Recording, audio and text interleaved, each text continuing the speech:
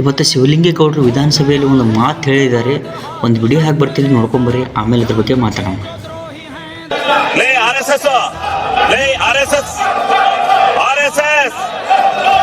ನಿಮ್ ಯೋಗ್ಯತೆ ಬೆಂಕಿ ಹಾಕ, ನಿಮಗೆ ಮಾನ ಮರ್ಯಾದೆಲ್ಲ ಅಯೋಗ್ಯ.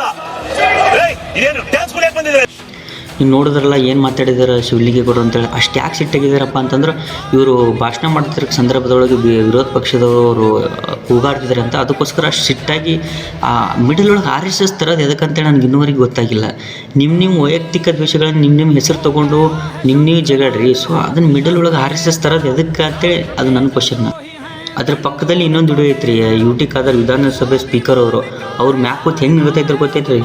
ಒಂದು ಗುರುವಾಗಿ ಒಂದು ದೊಡ್ಡ ಸ್ಥಾನ ಐತೆ ಸ್ಪೀಕರ್ ಅನ್ನೋ ಸ್ಥಾನ. ಅವ್ರೇನು ಆಗ್ತಾ ಇದ್ದಾರೆ ಅಂದ್ರೆ ಮತ್ತು ಇವ್ರಿಗೆ ಬಿಡ್ತಾರಿ. ಇವ್ರು ಜಗಳ ಸ್ಟಾರ್ಟ್ ಮಾಡೋದು ಏನ್ರಿ, ಎಲ್ಲಿಗೆ ಹೋಗ್ತೈತಿ ನಾ ಇದು? ಇನ್ನೂ ಏನೇನು ನೋಡ್ಬೇಕು ಏನೋಪ್ಪ.